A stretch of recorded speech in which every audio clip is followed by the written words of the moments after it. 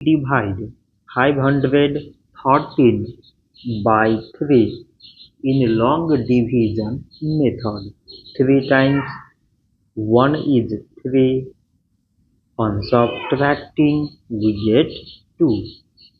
So now we put down this 1 and it is 21. So 3 times 7 is 21.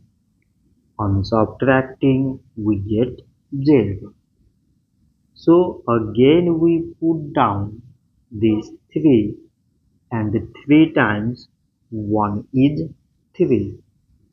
On subtracting we get 0.